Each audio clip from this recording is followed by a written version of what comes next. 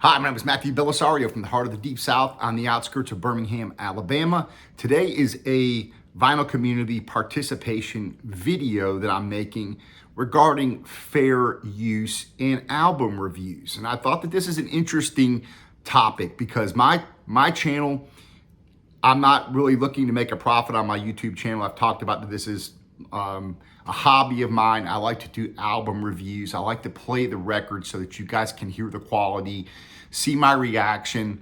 And in my eyes, these are pretty much should fall into fair use category.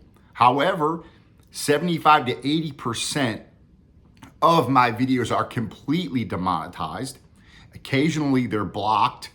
And once in a while, they are shared monetization. Not very often. And so this is not something, what I'm kind of looking for is your feedback on what you guys consider to be fair use.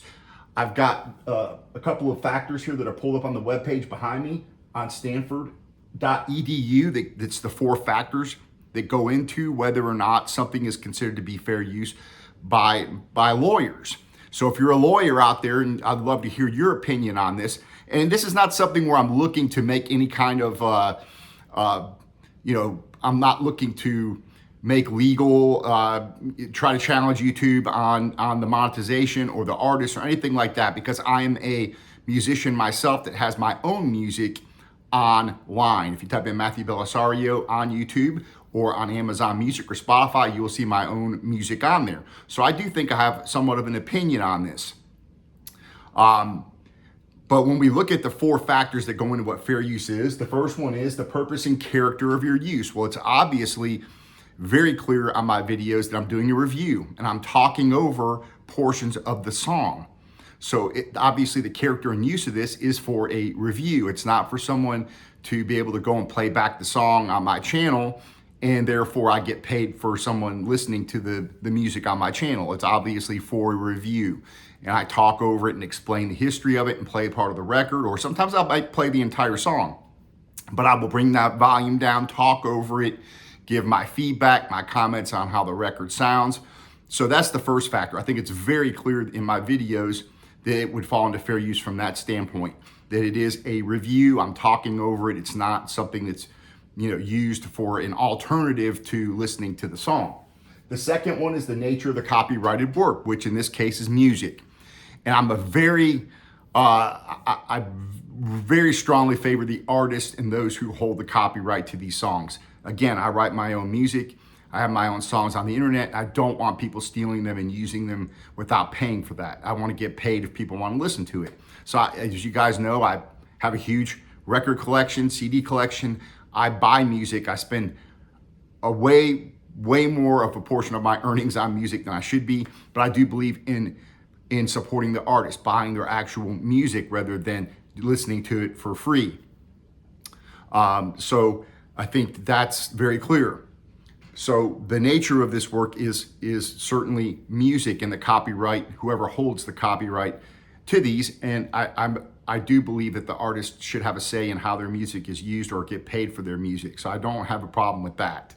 The third factor is the amount and substantiality of the portion taken. I will admit, sometimes I'll play the entire song while I'm doing the review. I'll drop the needle down and play it so I can hear it, the quality of the record, the music that's playing, and give you my feedback. I'll bring the volume down, talk over it. So again, it's not an entire song played in its entirety without me talking over it or giving commentary over it. So that's another factor. And the fourth factor is the effect upon use of the potential market, which means, are you taking part of their earnings away by doing this? And I would say that I'm probably increasing it because, by doing the review, people, especially when you do positive reviews, people probably go out and buy the record. And they're making money from the views. They're making money from your video. So my thoughts on this is you should at least be getting a shared revenue on this. Now, YouTube's, the recording industry has come a long way in this, where they just used to block videos outright. And that still happens to me sometimes. There are still some artists that if you use any portion of their music on a video, even if you're talking about it, they'll block it. King Crimson, a perfect example.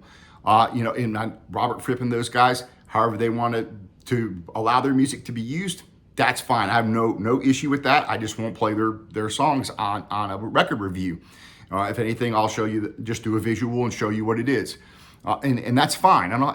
If you want to block it, that's fine. That's you, it's your music. But I think in the end, it works against you, because again, I could be playing that record or showing people, and a lot of people, I did a live stream and I had King Crimson playing, and people were getting on there and they had never heard any King Crimson. They're like, oh, that's pretty cool. And I might go out and check that out and buy it. So I think it works against you when you just outright block the music. The other alternative is just taking all the monetization from that, which to me is that's the way you can solve that problem, is just by demonetizing it and taking all the money. And certainly you can do that, and a lot of them do that. And then the third option is to split it with you, which I think that would be nice. And it happens once in a while, not very often. So taking that into consideration, if you go look up my stuff online and someone uses my song, if they're talking about it and talking over it, I don't have a problem with that. I would be glad to share monetization with people that did that and talked about my music or what have you. The other issue, with blocking the videos is, one of them was up for a while and it was demonetized, I think, and then all of a sudden it was blocked.